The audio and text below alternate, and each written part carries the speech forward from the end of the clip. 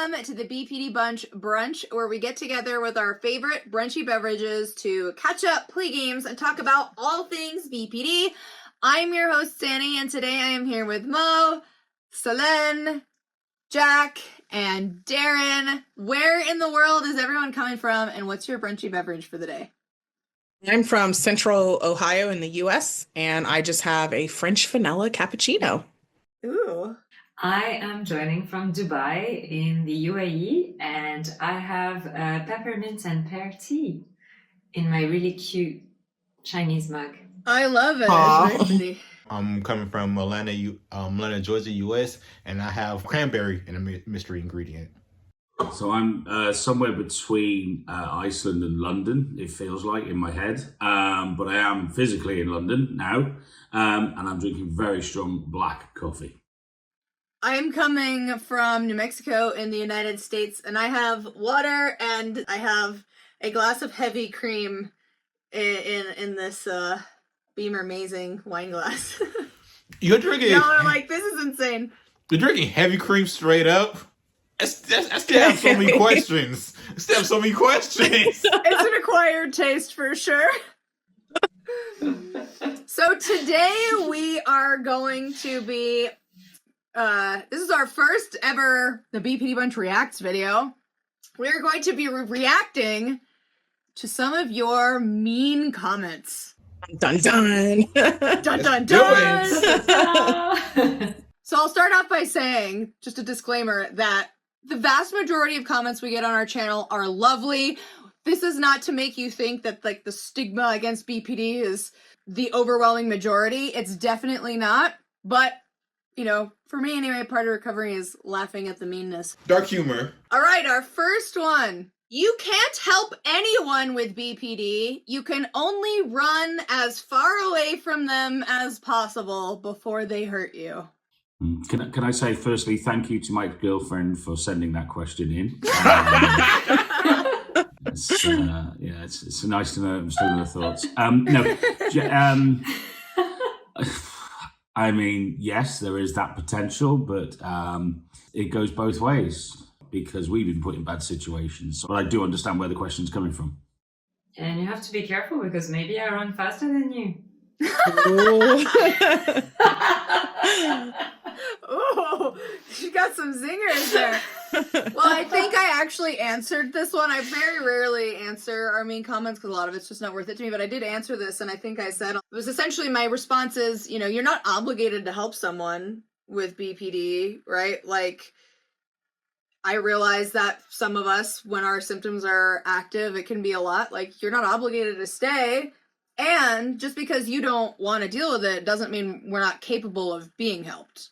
Right? Like, I do think that's an important nuance. Like, nobody's saying you have to stick around, but just because you don't want to help me doesn't mean it's not possible. So I think it's somewhat true. Like, you can't help someone with BPD if they don't want it, they don't want it. But that's true for any issue or any mental health challenge. Is if that person doesn't want your help or isn't ready or whatever, that's true. You can't help them. But that doesn't mean that every single one of us, you know, rejects your help or rejects your efforts, you know. So, yeah, if you feel like running away, then you should, because we don't need you around anyways, you know, like that's how I feel about it. So.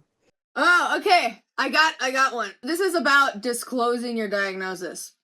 You should tell your partner on day one for obvious reasons. Oh, and if you don't say on day one, you are a coward. Yeah, no. Some fighting words. No, I'm not. I did that once. So no, I'm not going to disclose anything because I don't want to get us demonetized. So I need to be careful what I say. There's none of your cuss word business about what's going on in my head. So deal with. So if you want to date me, if we're talking, cool. Well, I visit. If I feel comfortable, I'll tell you because I want to be around you longer. But if not, no. I think it's clear they must not have watched the episode because there's a lot of reasons why someone might why someone might not share their BPD diagnosis like from day one or from the get-go, we all feel differently about who and how we tell people, but it doesn't make you a coward to not disclose that information from the get-go. I don't, and I'm not a coward. If it comes up naturally, then yeah, I would probably tell someone about it from the get-go. But in general, like Jack said, it's none of your business. My symptoms aren't severe anymore, so it doesn't really affect other people, or at least not people who I'm not super close to. So yeah, I'm not a coward. I'm just a private person. I think what you brought up there is like the not being symptomatic part. Because like I do think that if you're actively symptomatic, at some point, if you are dating someone and it becomes a serious relationship, like that is something that needs to come up. But also For like sure. this person is like, you need to say on day one, it's like on a first date, you don't even know if you want to have a serious relationship with that person. Like for me, I did get to a point in my life where I did tell people pretty early, because at the time I was already starting to work on myself and I just didn't really want to waste time with somebody who wasn't willing to go through some of the trenches with me. It was just like, I'm just not going to waste my time. But I also recognized that that was where I was at that point, right? And especially if you're not symptomatic anymore, like we don't have standard language for what it means to be in recovery from BPD. Like to one person, having BPD means I have been diagnosed with it at some point in my life, but I'm not symptomatic now. And for another person, I have BPD means I am actively going through it and I'm very symptomatic, right? So like the context of where you are makes a huge difference in whether or not you would disclose that to somebody. And if it is something that's more in your past, it really is none of their business. So I'm sort of dating at the moment, and I've experimented both ways with this question. That is, just to clarify, what I mean is that I have told someone on the first date. And I have not told someone on the first date to see how it goes. And, as much as it varies on when you tell them, it depends on the individual. That's the important, I think. I think if it feels right, you tell someone. But equally, you tell, your first date is about showing what and explaining and hoping that they're attracted to what defines you as a person. And I don't believe that this defines you as a person or at this stage. So, it will come up at some point, but I don't think it should be shared over a meal or a drink, although, it depends if who's buying the rounds. It might come out after 5 or 6 cocktails. Yeah, I think you hit the nail on the head. Like there's no obligation. And it's also about being safe and feeling the trust with that person. So this is a quote from one of the episodes. So somebody was talking about their rationale for something. So I'll cheat on you before you cheat on me. The person says, "Oh, okay, that's great. Saying it with a smile on her face, goddamn psychos." I don't know how to respond to this one, honestly. One of the things that I think is interesting is that if you talk about a serious thing, but you're like smiling or laughing, people seem to have this reaction that like you just don't give a crap. And I think it's important to recognize that when you are disclosing some of the shameful or problematic things you've done in the past, it can be a really uncomfortable experience. And so I think for many of us on this show, if we're like laughing or smiling when we're talking about that, it's because it's like an uncomfortable laughter, right? It's like an uncomfortable moment and it's embarrassing to tell the world, this is literally how I used to think about these things, right? It's not like I'm smiling because I approve of this or it's okay. Like I think a lot of us who have lived with that pain, it's like we have to laugh at ourselves because otherwise we would fall apart, Mm-hmm. They're effectively saying they take everything at face value. That reaction. And what you find with BPD is that you will develop a very dark and at times twisted sense of humor to deal with it, as you're saying, Xannie. And, it's, in the same way as we'll be most self-deprecating people. I would take that quote as someone being incredibly self-deprecating about themselves, and it's not an attack on the other person as such. Actually, Darren, you're right. Because I have a natural sense of humor, and I would say some of the most messed up things about myself as a joke. It's my humor, is how I deal with the things around me, and the things I'm going through is just by laughing at it and making that a joke to make myself comfortable to know that I can make it through it. So yeah, that's all that quote was. It was just somebody who's like, I know it's wrong. I know it's messed up, a messed up situation I'm doing. I'm just laughing at it because I know it's something I'm working on, and I don't want to be like that no more, basically, but so I'm making a joke out of it, type of situation. I've done that. That's pretty much my whole personality, just making dark jokes about myself. And I think there's a kernel of truth in the, not as like cheating, could be like leaving the person or hurting. I've done that. I've been guilty of that. Like, I will leave you before you leave me. Like, I've broken up with someone out of fear that they're going to break up with me and I'm going to be so miserable. And at least if I'm the one doing it, then I'm in control, because I could sense that the person is kind of thinking about, ending the relationship. And I was like, I'm going to break up with you. And then I was miserable for like a year. But so there is, I think, that kernel of truth of sometimes, yes, when we're in the depth of the BPD, we may hurt somebody out of fear of them hurting us. It's not to say that, I'm like proud of it or anything, but I can relate to like what that person said in terms of like what that means, especially in the very symptomatic times. And yeah, sometimes protecting yourself will hurt somebody else. The bit that I'm like, what is the psycho bit? Like, what does that word even mean? And like, why are we throwing that around? And that's the bit that makes me react, because I'm like, the whole rest is like, okay, everything that you said, they're reacting to the comment maybe has a kernel of truth, but also we're missing like the understanding of the tone of voice and the expression and all that. But to end on like the conclusion is we're psychos. I mean, I don't even know how to take that. I don't even know what that means. I'm like, what?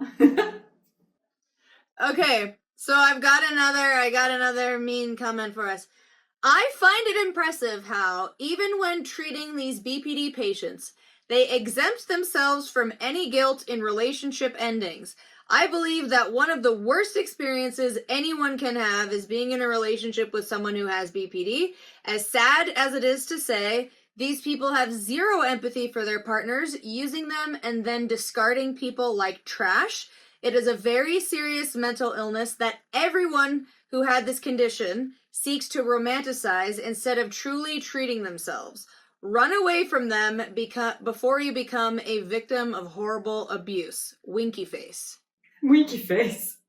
Are they even watching this show? Because all of us like acknowledge when we do something wrong, and we all like look back on our past and like recognize the wrong things that we've done and the things that we could do better. Like, that's what this whole show is about, is helping people recover from all of their symptoms. And the winky face is just kind of awkward and weird, but I mean, like, I feel like that's all we do on the show is talk about where we went wrong and what we could have done differently. Yeah, I think people with BPD are more vulnerable in relationships because you tend to submerge yourself into your relationship a lot more, and would do anything to keep it from ending. It's just odd that somebody, especially like the first line, they say, even when treating these BPD patients, it makes it sound like this person is somebody is a therapist, and I'm like, who should not have a license? You yourself are talking about this in a very black or white, all or nothing way, as if everyone with BPD is exactly the same. And that, to me, indicates that maybe you have some of your own, like, black or white issues to work through, just because it's like, yes, there might be trends amongst people with BPD, but, like, it's just like, everyone romanticizes it. None of them want to get better. That kind of language. I'm just like, I think we're all living proof that that's not true. Like, everyone on the show is living proof that that's not true. Yeah, my first thought was really on that beginning sentence of the treating these patients. Because if you are a therapist treating people with BPD and that's how you think, then of course none of your patients are ever going to have even a chance of recovering. Because if you already think that someone can never get better, then that's the expectation that you're setting out for them, and that's the expectation that most people will meet. And so I think please stop treating people with BPD. That would be my first thing.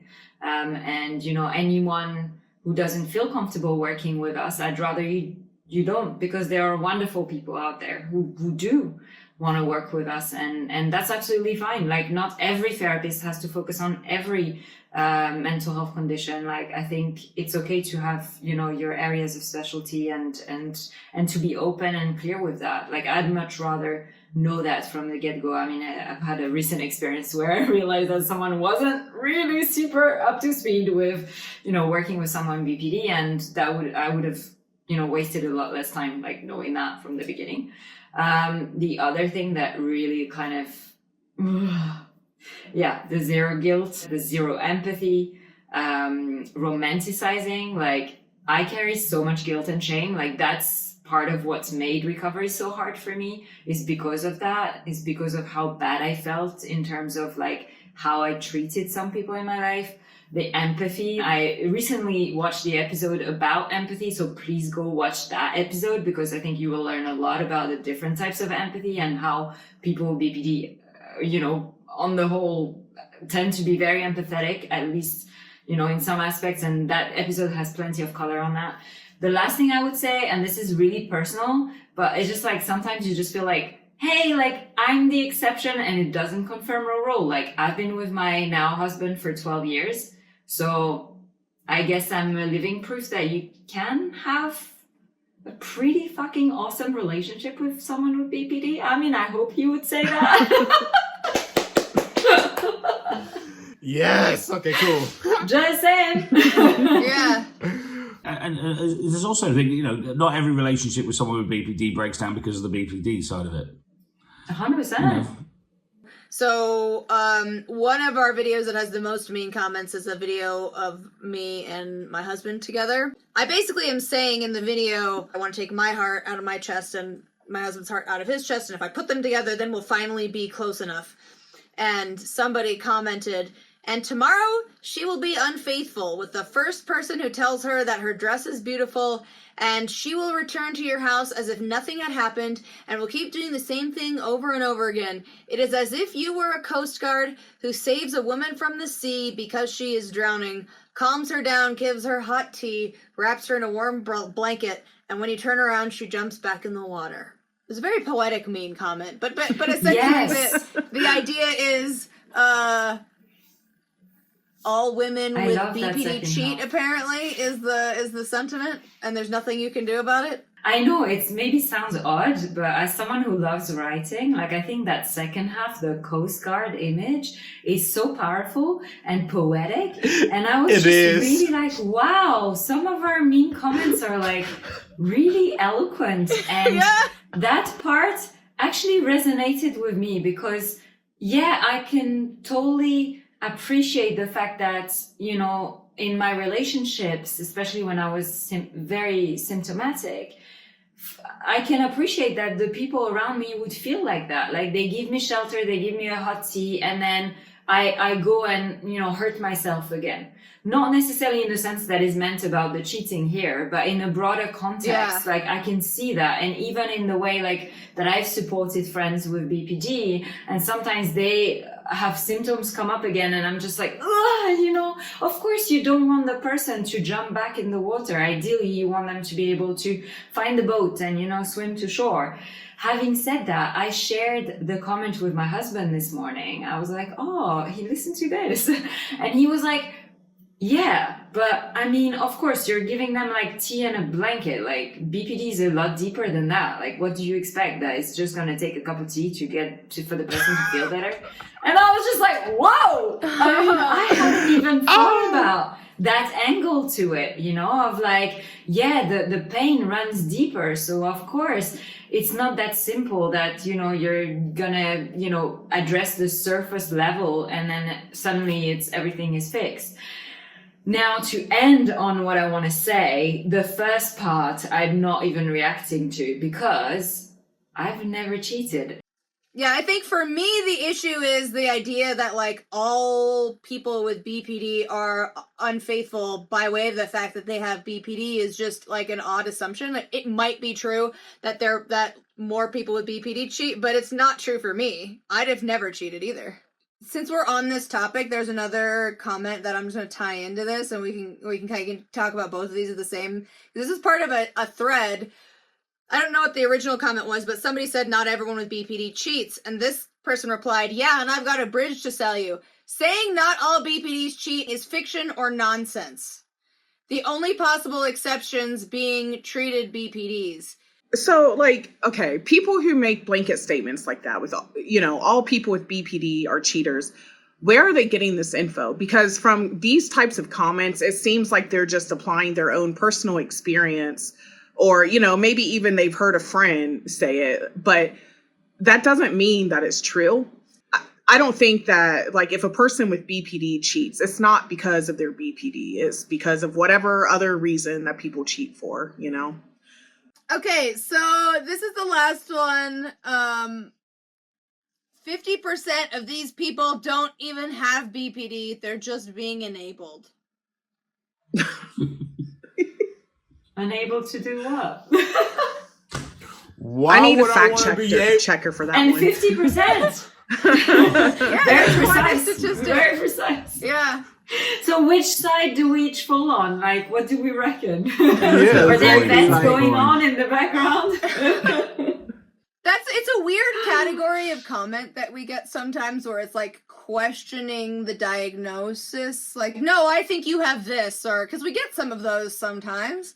It's odd to me because I'm like, yes, you, random person on the internet, definitely know more about a diagnosis that I am talking about in a very curated way, by the way. Like we're not, this isn't scripted, we are being ourselves, but we're not like demonstrating our BPD symptoms to you right now. We're like relaying our past, which is not the same. Of course, you know more about our diagnosis than the professionals who diagnosed us, which is not to say that the professionals couldn't have been wrong, like they often are, but their process for that is a little bit more in depth than watching a YouTube video, and in some cases like a 30-second YouTube video, and then deciding that those professionals made a mistake. I mean, if there's a way for me to take back all those institutions I was a patient in, please let me know. So I can get unfair compensation for being illegally detained. Please let me know. I want to know who they think is enabling us. I'm also curious because, sometimes people say, oh, you're using like your mental health condition to be enabled, but now they're implying that those who don't have the diagnosis are enabled. I'm just super confused about this. And either way, like, to me, it takes me to a very philosophical place where I'm like, well, maybe you're right. Like, maybe none of us have BPD, because maybe BPD is not even a thing. Like, maybe we're a variation of the human species. And, this is the current, like, label that we give it. But, it was different 100 years ago, 50 years ago, 10 years ago. It will be different in the future. We're all going to wake up and we're going to be like Bobby Ewing in Dallas, and it was all a dream. Yeah, I mean, this is all a cosmic joke. Like, this is a cosmic joke. None of this is probably real. That's the place where I go with this comment. Well, I mean, this is true for a lot. It's not even just mental health conditions. Some of it's physical conditions too, where it's not. Yes. It's not a thing in the sense that you can like you can pick up a rock and go like, this is a rock, right? It's not like tangible. You, It's not, a lot of these things are not You can't see tangible it. in the way, and like we do our best to describe an experience, but the lines are kind of always moving as we learn more, as our understanding of that shifts. So, maybe someday BPD would get split into two things and we'll find out that some of us are part of this other category, right? But at least for now... See you on the other side. This is all sort of, there's all, what I would say, all of these questions point to, I think we said earlier, individual experiences or something that's close and raw to the person asking that question. And there's this massive assumption of just throwing a rock and landing on the answer that this is the case for every single person with BPD, and it's not, because even the five of us all have very different stories, all have very different outcomes. We all sort of, our experiences with BPD are very different. So just imagine that on a massive scale. It's not, there's no one size fits all. And I recognize that most of the people who leave angry, mean comments are expressing something from their own personal hurt, right? It's your experience. It's not going to be everyone's experience. And I think it makes sense that if you've been badly hurt, that your reaction to that would be, it's a defense mechanism to label everyone who has a BPD diagnosis as, whatever, a cheater, a liar, manipulative, all these things. It's a defense mechanism based on an experience that someone has had, right? But it's like all other stereotypes. It's something that in order for us to have high quality, nuanced relationships with people, we have to be willing to check those stereotypes when we meet someone and give that, you don't always have to, right? I guess you can do whatever you want, but if you want to have good, high level relationships with people, when you come across somebody who you are automatically categorizing into your stereotype vision of them, approach with caution maybe, but give them the opportunity to show you something that is not in line with that stereotype. Like we said throughout this video, most of these comments are personal experience. Like in the U.S. alone, that's about 2% of the population has BPD. Like literally, you could meet somebody with another person with BPD next week and have a completely different experience with them. And you won't know. But exactly. Most of the time you don't know. Because we're not telling you on the first date. We're not doing that. Most people are not walking around with a giant sign that says I have BPD. So the reality is actually it is available though if you wish to. Yeah, you can buy those though if you want. But so you probably have met a lot of people who have BPD. You just don't know because they didn't tell you and they weren't, especially if you weren't close to them. BPD symptoms often come out in closer relationships. So especially like if you're working as a cashier at a grocery store, you've probably checked out 3 or 4 people with BPD today. I don't know, it's a random number, but I'm just saying, right? Like you have no idea. You don't know if your partner has chronic diarrhea until y'all lay in bed and you wake up in a bed full of... Depends where you go on the first date.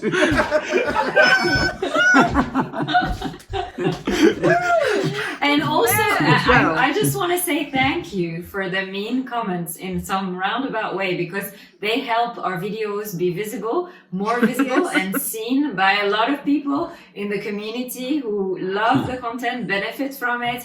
And, in a way, like, you're helping us. So, if you can make them nicer, we'll take it. But otherwise, keep them coming so we can do this another time. This is fun. This was so fun. You're giving us a good laugh. Thank you for these big comments. We got a good laugh out of them. Yeah. And these are a lot of the common myths and a lot of the things that if you were to meet someone, this is potentially what someone would say. And, you do need to be prepared for that, and you need to be armed to actually sort of be able to counter that, or even just realize that actually you cannot judge a book by its cover, or you can't say that that's just going to be this, the same outcome in every situation. Well, thank you everyone so much for watching. We hope you got a nugget of fun and wisdom to take with you on your journey. We will be back next week for more exciting episodes, so we will see you next time. Peace.